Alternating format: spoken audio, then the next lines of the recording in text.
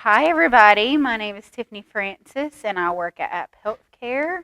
I am a child and family wellness coordinator, so you might see me out and about in the community working with your kids or your teens or honestly kids of all ages. Today, I want to read a book to you called Miss Rumphius, and the story and the pictures are by Barbara Cooney, and the publisher is Puffin Books. All right. And I'm going to turn the picture this way while I read to you. The lupine lady lives in a small house overlooking the sea. In between the rocks around her house grow blue and purple and rose-colored flowers. The lupine lady is little and old, but she has not always been that way. I know. She is my great aunt, and she told me so. Once upon a time, she was a little girl named Alice, who lived in a city by the sea. From the front stoop she could see the wharves and the bristling masts of tall ships. Many years ago, her grandfather had come to America on a large sailing ship.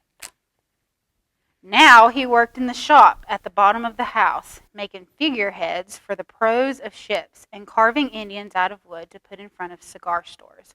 For Alice's grandfather was an artist. He painted pictures, too, of sailing ships and places around the sea.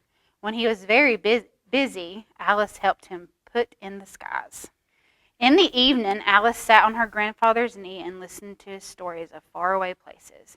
When he had finished, Alice would say, "When I grow up, I too will go to faraway places. And when I grow old, I too will live beside the sea." "That is all very well, little Alice," said her grandfather, "but there is a third thing you must do." "What is that?" asked Alice. "You must do something to make the world more beautiful," said her grandfather. "All right," said Alice, but she did not know what that could be. In the meantime, Alice got up and washed her face and ate porridge for breakfast. She went to school and came home and did her homework, and pretty soon she was grown up. That happens pretty fast. Then my great Aunt Alice set out to do the three things she had told her grandfather she was going to do. She left home and went to live in another city far from the sea and the salt air. There she worked in a library, dusting books and keeping them from getting mixed up, and helping people find the ones they wanted. Some of the books told her about faraway places. People called her Miss Rumphius now. Sometimes she went to the conservatory in the middle of the park, when she stepped inside on a wintry day. The warm, moist air wrapped itself around her, and the sweet smell of jasmine filled her nose. "This is almost like a tropical isle," said Miss Rumphius, "but not quite." So Miss Rumphius went to a real tropical island where people kept cockatoos and monkeys as pets. She walked on long beaches, picking up beautiful shells. One day she met the Baba Raja, king of the fishing village. "You must be tired," he said. "Come into my house and rest." So Miss Rumphius went in and met the Baba Raja's wife. The Baba Raja himself fetched a green coconut and cut a slice off the top so that Miss Rumphius could drink the coconut water inside. Before she left, the Baba Raja gave her a beautiful mother of pearl shell, on which he had painted a bird of paradise and the words, "You will always remain in my heart." "You will always remain in mine, too," said Miss Rumphius.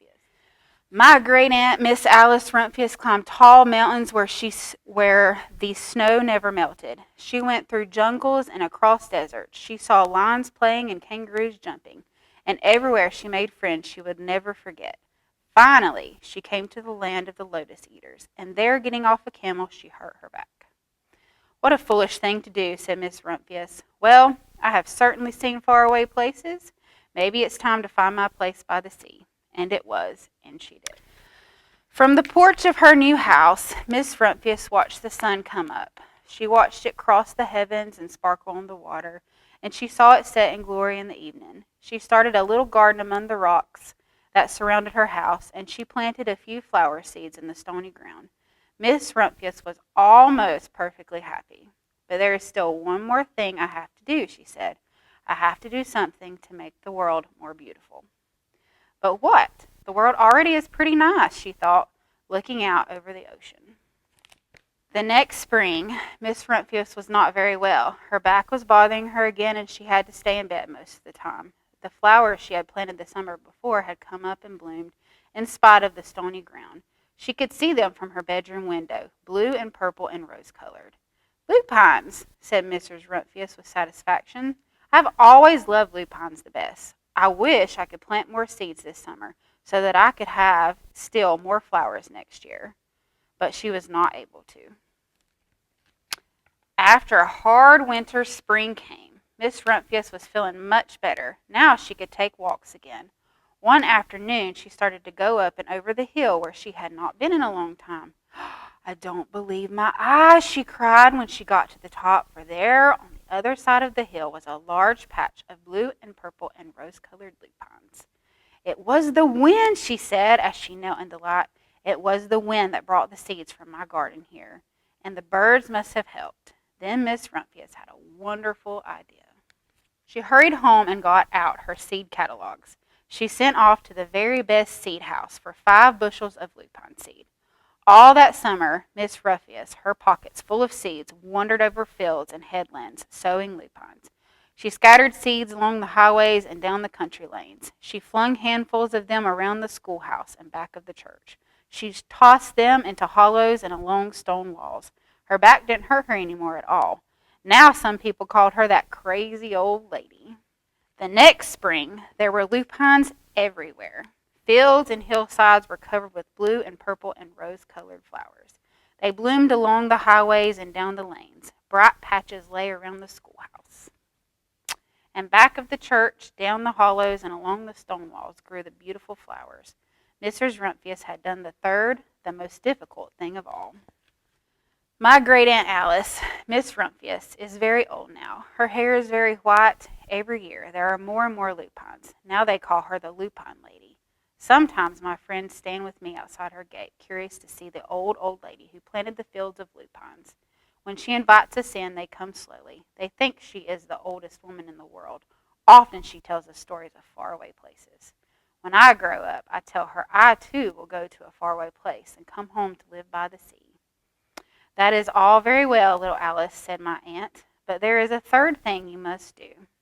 What is that? I ask. You must do something to make the world more beautiful.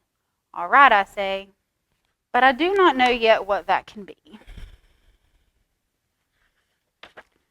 So I really love this book because I think that all of us can go by those 3 rules of life. And when I think about spring and I think about this time of the year, I always think about this book and how beautiful flowers are and how just bringing color back after the long winter just makes me happy. So I hope that reading this book or hearing this book makes you happy too, and we all can go out and make the world a more beautiful place. Okay, and after you hear this story, if you would like to come to the library, I'm going to leave a little pack of lupine seeds, and you're welcome to take a few home and plant your own little lupine flowers. Thank you.